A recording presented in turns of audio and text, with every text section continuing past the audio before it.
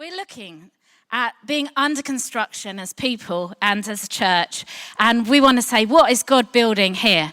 And so that's what we're doing the whole of the year. The first bit of our year is all thinking about clearing away the rubble, clearing away what needs to be cleared away in order to see the foundations be built, and in order to see what God wants to build in us, built in us both individually and corporately together. So we're going to be looking today at we're going to be continuing our thing on some of the spiritual disciplines. Last week we had Paul, who did a fantastic job of talking about celebration and how we need celebration in our lives. It's one of those disciplines that we need. And today we're going to look at not living a hurried life. So really, silence and solitude and not hurrying from one thing to the next. Now, I have to smile telling you this because, this is an unhurried sermon from a person that hurries a lot, all right? So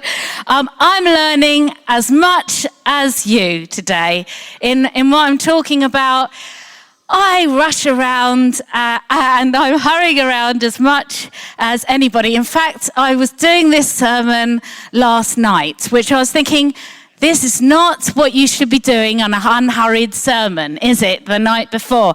But the other thing that I was thinking about was I was watching Grand Designs, and on Grand Designs they had this amazing, beautiful house, right? And it was beautifully done, and the husband and wife were sitting there, and the presenter said to the man, "Does it feel like you're living in Catherine's house?" Because Catherine was the wife and she had made this house so beautiful and it looked absolutely stunning. And he said, "No, it feels like I'm living in Catherine's mind, this beautiful house."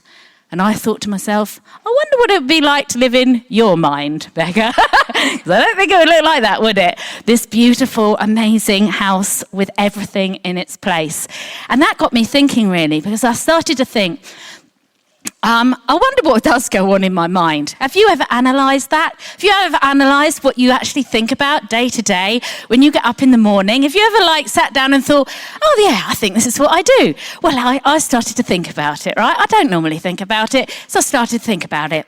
And I thought, this is a little bit, I'm going to give you a little bit of a window into my mind and into my life, okay? So I wake up in the morning, and I generally do sleep quite well. And I wake up in the morning and I'll reach for my phone, I'll have a look at, see what the time is. And then sometimes, if it's still dark, I will think, I'll have a little look on Facebook. So I will, first of all, have a little look on Facebook. Within the first 10 minutes of my day, I will know that there are about 5 people whose birthdays it is that I should respond to and say happy birthday on the timeline. I will know that somebody is in hospital, somebody else is in dire need somewhere, and I'll be thinking, what shall I do about that? How do I respond to that? There will be about 10 pictures of fluffy kittens doing something, and there will be some really inspirational quotes that I think, cool, that would be good for a talk. There will be some. What about the amount of posts there will be on Trump right now? There will be loads and loads and loads. Within the first 10 minutes of my day, I will be totally bombarded with information that I cannot even begin to process. That's within the first 10 minutes. Then I'll go on Instagram. Oh, that would be a nice holiday to go on when I look through there, and there'll be some nice pictures showing me some nice things. Then I'll look at my calendar and think, oh, look at what I've got to do today. I've got to do this, this, this, and this. Then I'll look at the news. Oh, the news. Oh, well, this happened, this. What should my response be? Should it be, what do I think about this? There'll be fear that's invoked. There'll be thoughts of what my response should be. That is all within, I would say, the first 15 minutes of my day. Then I get up and I think, right, let's get ready. This is what I do to get, I can get ready in 10 minutes, right? Completely. I have a winter uniform and a summer uniform. My winter winter uniform is this. I have leggings, which I rotate. Well, I bought them from Sainsbury's. I rotate them. My leggings, I have these brown boots. I wear them every single week. If I'm really posh, I have got one pair of black boots that have got heels. I wear a variety of the similar. I have worn this, I would say, for the last 4 weeks maybe, because I like it. I think it looks nice. I have a top that I just rotate. In the summer, I change my uniform and I wear my Skechers, which my children think are absolutely appalling and are so embarrassed to walk with me, but I wear them and some like trousers that go up to there. I have a winter uniform and a summer uniform because I can't really be bothered to think about what I'm wearing at any one time. I put my makeup on in about 5 minutes. It's like this. I put some cream on my face. I put some eyeliner on. I put some eyeshadow on, which my children say you look like you've got black eyes at the end of the day. And I put some mascara on. It takes me literally 5 minutes to do the whole thing. My children say, why don't you put on makeup properly? I think I can't be bothered. I haven't got time to do these things. I then go downstairs, I make myself a cup of tea. Poppy normally is running around the house, having lost something. She's lost her bank card for the 4th time yesterday. She's running around saying, where's my card? Where's my shorts? Where's my...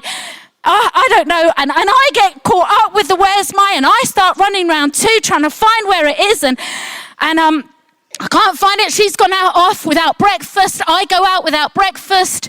I go down to where I'm going. I think about things like appraisals. I think about the conversations I've had, and I think about whether I've said the right thing at the right time. I think about whether I gave somebody enough time.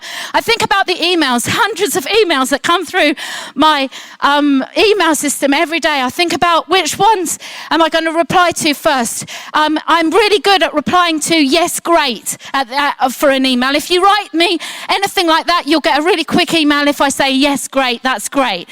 I often write emails to Luke about something that's meant to go in the newsletter, and Luke doesn't know what on earth I'm talking about, because I kind of have this mentality that quickly say it, he'll get what I mean. But he doesn't get what I mean. He doesn't understand what on earth I'm saying. So I then have to write another email explaining what I'm saying, because I'm in a rush. I write emails at the end, I'll think to myself, right, I've got 10 minutes, I'll write this, I'll do this. I write my emails.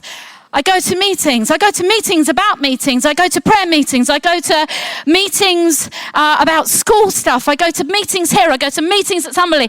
I go to lots and lots of meetings. I talk to lots and lots of people. And my head is always thinking, have I done that well enough? Am I on target? Am I doing the right thing? I am rushing around. Then, of course, there's the shopping to be done. So at the end of the day, maybe I'll go to the shops. In Sainsbury's, aren't there hundreds and hundreds of things that you could buy? Hundreds of pork that you could buy, hundreds of things of rice that you could buy. You have to make some choices about what you're going to buy. There's hundreds and hundreds of choices. I normally come back and I cook everything really. I ask my children, I cook everything on a very, very high temperature because I'm in a rush. The fire alarms go off. They went off 3 times yesterday morning, and I burn the chips. The beans are boiling over. I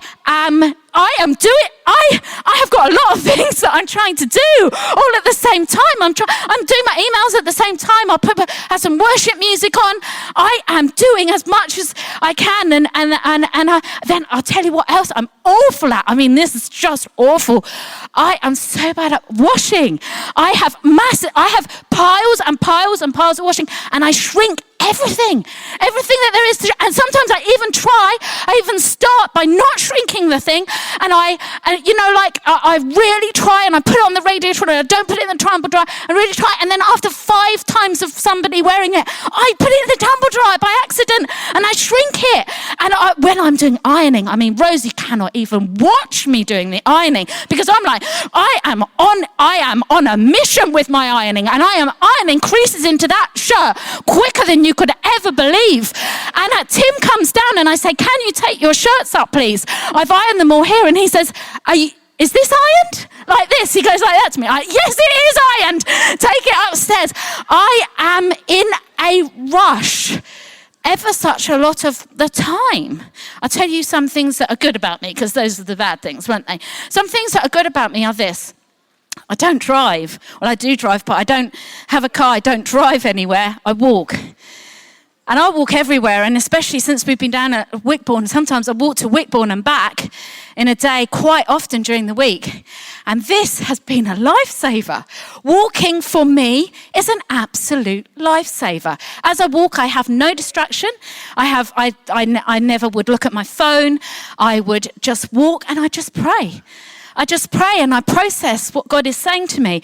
And I ask what he wants to do. And I pray about things. And I pray about you guys here. And I pray about what's going on. And I pray about what's happening in our land. And I pray about what I've seen on Facebook earlier in the morning. And I just spend that time just praying. The other thing that I have time for, I love people.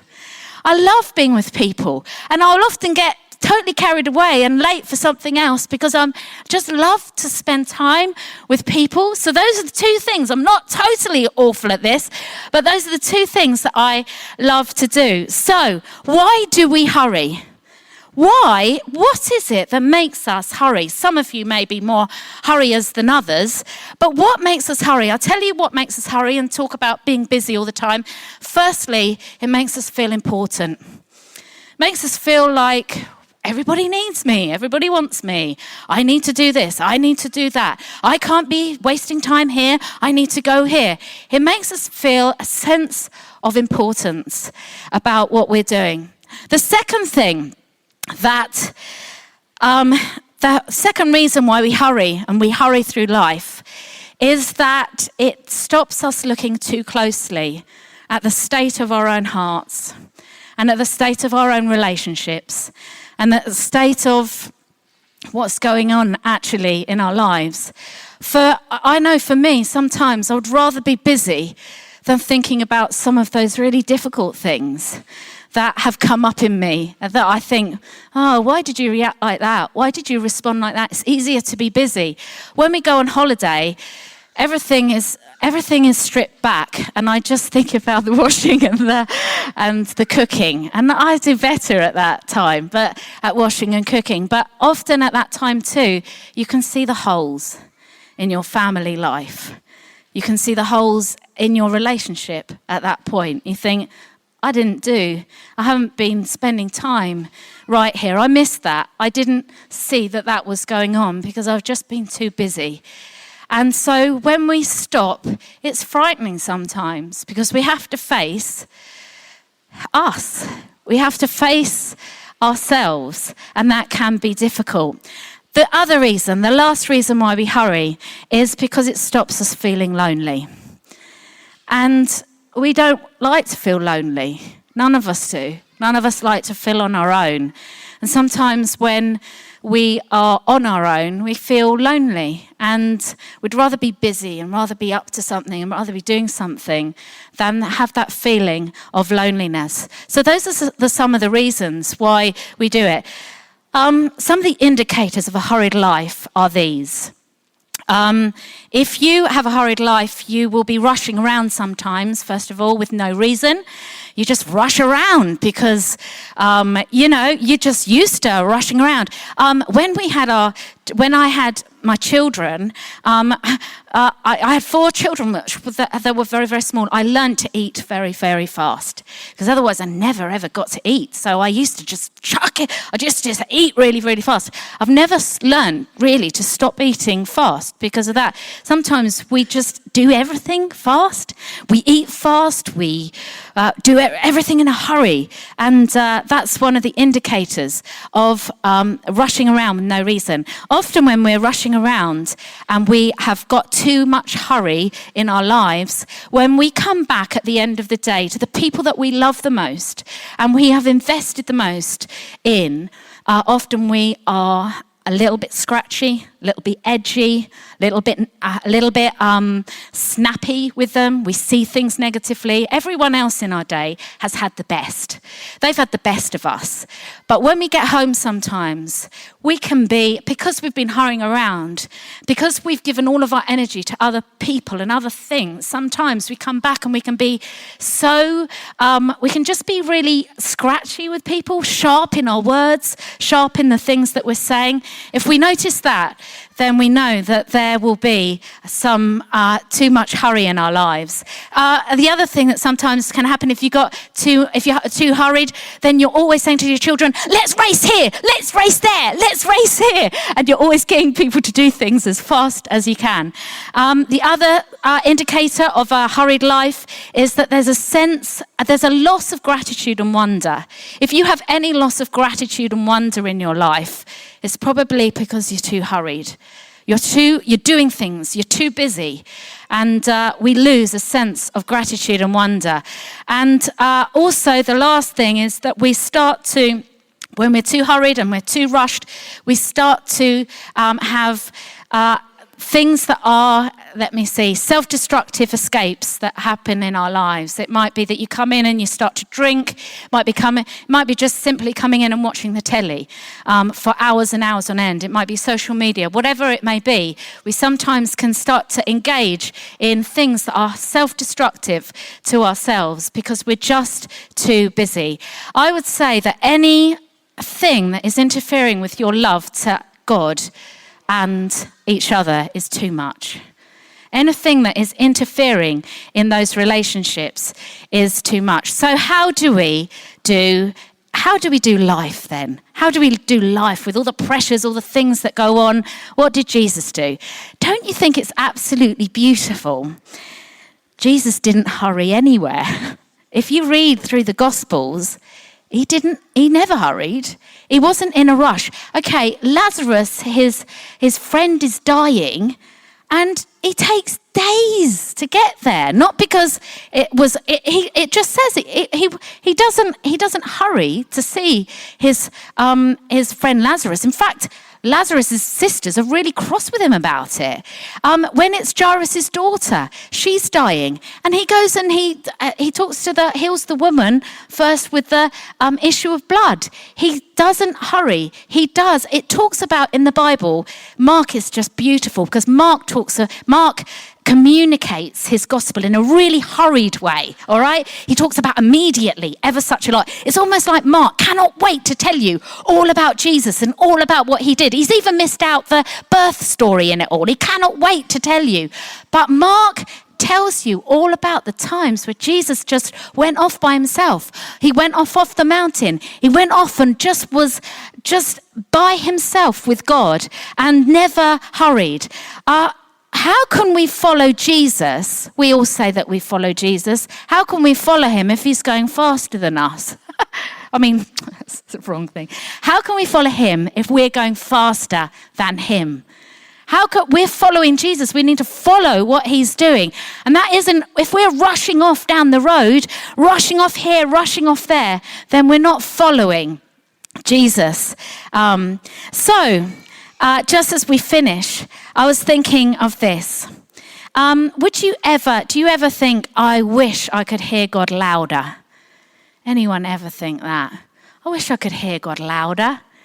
Don't you think it's a beautiful story in the Old Testament where Elijah, he was burnt out. Elijah was completely and utterly on his knees. He had gone before God and he'd seen all of the false prophets.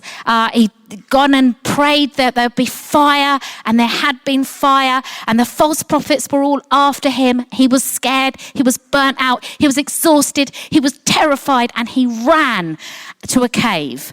And in that cave, God spoke to him. And of course, that you will have heard of the story that there was an earthquake, a massive earthquake that filled the place. Then there was a fire, and the fire was roaring through the place, but God wasn't in the fire, and he wasn't in the earthquake. And then there was a wind that blew through, but God wasn't in the wind. And then it says there was a still small voice. Some translations, that means silence. There was a still small voice, and God spoke to Elijah in that time. And God can speak to us in the quiet when we make room for him. Do you ever think that there's a connection between hearing God's voice and the amount of noise in your own life? I think there probably is. For me, anyway, there's probably a connection between the noise that is going on. Now, it doesn't mean that we become sometimes, that life is, I can hear you say, life is busy. There's so many pressures. If you knew what was going on in my life, you know that there's, 1,001 things happening. And I don't know how, somebody may be sick, somebody may be ill, and there's so many pressures in that. Your job may be very, very stressful. How do you hear that still small voice of God in the middle of it all? I just think we have to make time. We have to make room for that. We have to make room because that's what keeps us healthy in this world where there is so much anxiety. There is so much pressure. Everybody is running around like headless chickens. There is so much fear. There is more and more depression and more mental illness and more people being signed off sick because of the stress of life. It says in the Bible, Romans 12:2, do not be conformed to the patterns of this world. We don't have to be conformed to the patterns of this world that say, run faster, do more, you're not enough. In fact, Jesus says, come and take a break with me. I'm going to just read. I just think this is the most amazing verse that he says this. He says, Mark 6:31, come with me by yourselves to a quiet place and get some rest. So that's what God would say to us. Come with me to a quiet place and get some rest. I love the story at the end of John's Gospel that talks about how the fishermen were in the boat, and they were in the boat. They'd been fishing all night and they hadn't caught anything. And they had been working really, really hard in that boat, and there was no fruit. There was nothing that was happening. And then Jesus stood at the shore and Jesus said, put your nets on the other side. Put your nets on the other side. And so they did. They put their nets on the other side of the boat. And then all the fish came in. All these fish, 153 fish, it says, came into their nets. It was amazing. But what I want to say is that it was the same boat that they were in, on the same sea of Galilee, with the same people, with the same results for so long. All that happened was they changed their position. They went to the other side of the boat. They changed their position, and that changed the results. It changed the fruitfulness in their life. So I'd say, for you may be in such a pressured situation. I would say, why don't you go to the other side of the boat? It might be the same boat. It might be the same job. It might be the same situation you're in. But I think God's asking you to come and see it differently. Come and look at that differently. Instead, God never disempowers. He always empowers. Sometimes we say, we can't do anything about this. We can. We can do something about this. We can go to the other side of the boat and we can say, we are going to see things differently. And as a result of that, it's often very fruitful, and that's what happened with those guys. And so I just want to read a quote at the very end, which says this: we must ruthlessly eliminate hurry from our lives. This does not mean we will never be busy. Jesus often had much to do, but he never did it in a way that severed the life-giving connection between him and his Father. Don't you think that's the key? That's one of the keys here. Jesus was busy, but he never did it in a way that severed the life-giving connection between him and his Father. And he never did it in a way that interfered with his ability to give love when love was called for. And so in this, in our busy lives, let us hear, what do you want to say to us, God? I wonder, let's close our eyes together. We're going to take communion together today. But let's just close our eyes and be quiet for a minute.